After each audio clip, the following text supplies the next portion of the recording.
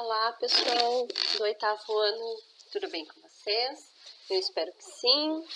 Sejam bem-vindos, então, à nossa primeira aula de Geografia oficial do nosso segundo semestre. Lembrando que, de uma forma remota, o ano letivo do 8º ano está acontecendo, tá? Nós não estamos brincando de aula, as aulas estão acontecendo. Espero que vocês tenham renovado um pouquinho as energias de vocês, tenham descansado. Alguns não puderam descansar, né? Com muitas atividades atrasadas, apesar da turma ser pequena. Gostaria de lembrá-los que na semana passada a prof solicitou uma atividade a qual somente um aluno me enviou até agora.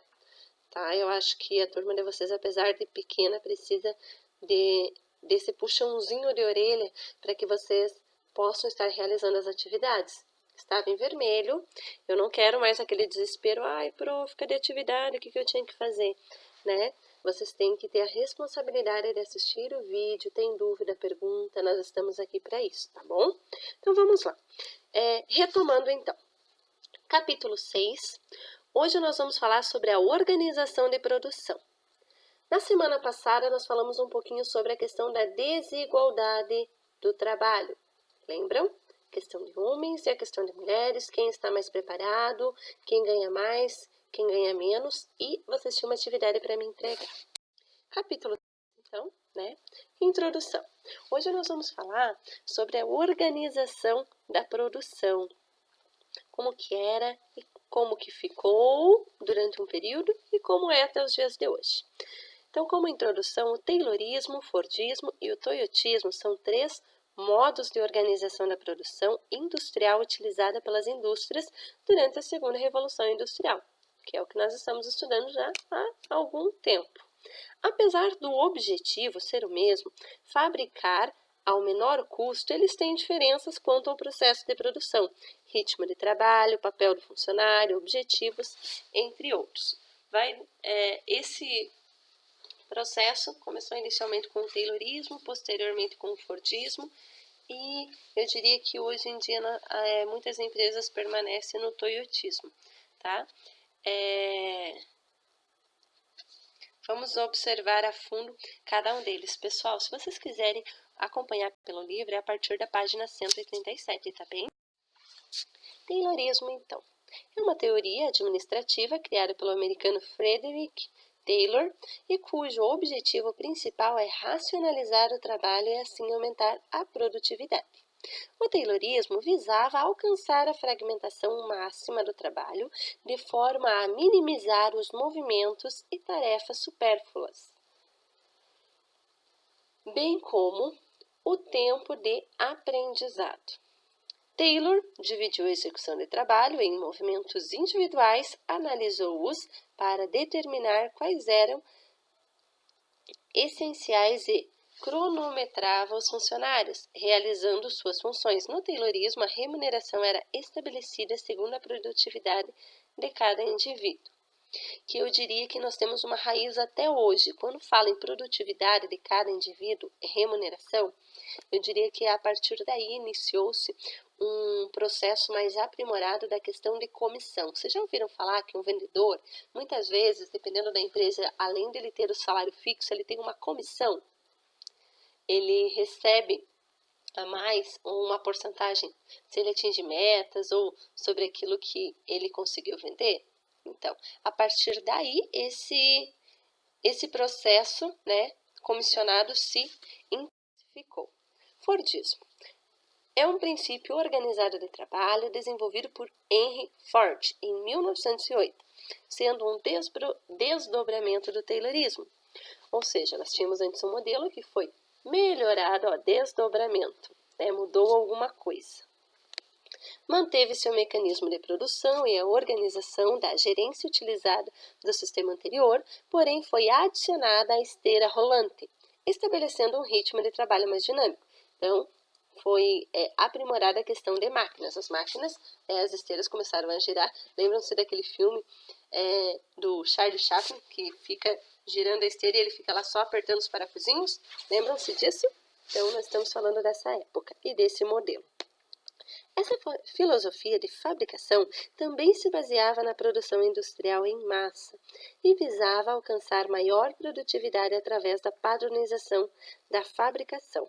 Esse objetivo era alcançado através da divisão do trabalho em tarefas menores, onde cada funcionário é responsável por uma etapa. A minimização de custos e o aumento de produtividade fazem com que os preços dos produtos caiam, porém, esse método acaba por desqualificar os funcionários. Então, se desqualificava os funcionários ficavam desmotivados, cansados, não tinham a remuneração que mereciam ou era apropriada para sua função. Foi desenvolvido um outro sistema, bem conhecido, Toyotismo, da Toyota. O Toyotismo é uma forma de organização de trabalho desenvolvido pelo japonês. Tinha que ter um japonês, né? Taishi, em 1962, na montadora japonesa Toyota. Isso mesmo, carro, montadora, já ouviram falar, né? Essa filosofia define-se por dois princípios. O primeiro, então, consiste em minimizar estoques, ter pouco estoque, produzindo de acordo com a demanda, ou seja, conforme o meu produto está sendo solicitado, eu vou comprando matéria-prima para mim estar produzindo. Segundo, zero de atraso, zero defeitos, zero de estoque, zero panes e zero papéis. O que eu quero dizer com isso? Zero atraso. Prazos. O meu cliente quer 5.000 bolsas. Eu tenho que ver qual é o prazo, eu tenho que calcular o prazo, o tempo que eu vou levar para comprar matéria-prima, para produzir, a questão de transporte e o tempo que eu vou entregar no prazo. Então, zero atraso, tudo era calculado. Zero defeitos, para manter a qualidade do produto. Zero estoque, porque comprar aquilo que não se está produzindo, né? Zero panes. Quando eu falo em panes aqui, criou-se também a questão da preditividade, ou seja, as máquinas, elas não trabalhavam até quebrar. As máquinas, elas tinham uma manutenção preditiva, a qual intensificou-se o trabalho de mecânicos industriais, por exemplo, né? Onde antigamente tinha-se os mecânicos que faziam lá o trabalho de consertar a máquina. Hoje em dia eles fazem um processo de manutenção, eles trocam uma correia que está quase quebrando, né? Eles colocam antes, eles trocam uma borracha, apertam um parafuso, enfim, eles param a máquina por um determinado momento ou por um pequeno período somente para lubrificar, engraxar e fazer esses pequenos reparos, antes que a máquina pare e fique por dias quebradas, né? E venha a gerar aí um prejuízo muito maior. Zero papéis. Essa questão de zero papéis é algo que eu, professora de geografia, é algo que muitas pessoas têm levantado diversos tipos de discussões. Por quê? Zero papéis. Gente, hoje em dia nós estamos na era da digitalização, né?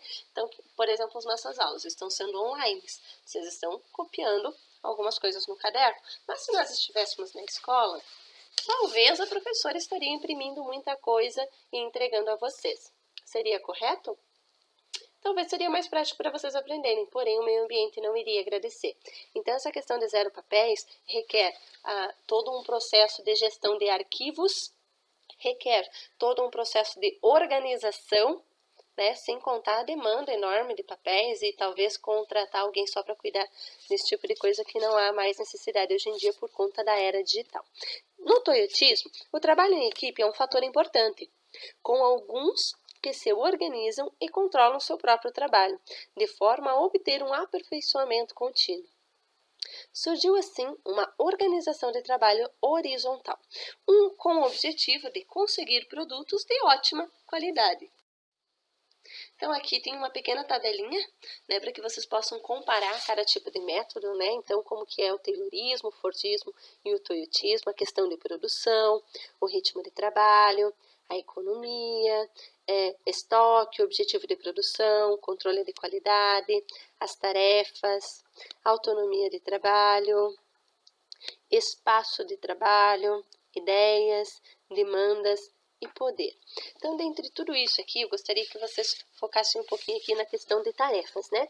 Onde no Taylorismo, o trabalhador na autonomia de trabalho. Onde no Taylorismo, o trabalhador, ele tem uma autossubordinação aos gerentes. Já no Fordismo, subordinação levemente atenuada.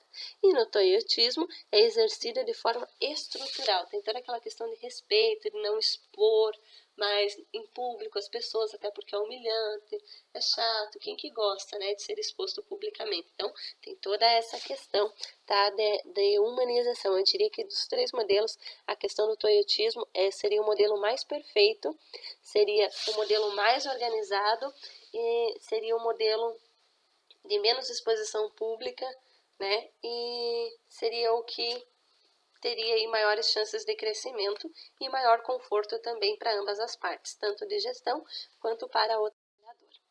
Atividade, então. Com base nos vídeos da aula de hoje, tem um outro vídeo super explicativo que a prof colocou ali, tá? Eu peço que vocês assistam, é rapidinho, é 5 minutinhos, só assistam, bem bacana.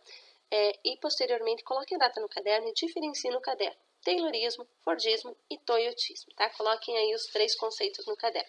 Lembrando que tem gente me devendo a atividade da semana passada, não adianta se desesperar daqui uns dias, tá bom? Um abraço, tô morrendo de saudade de vocês, se cuidem, fiquem com Deus.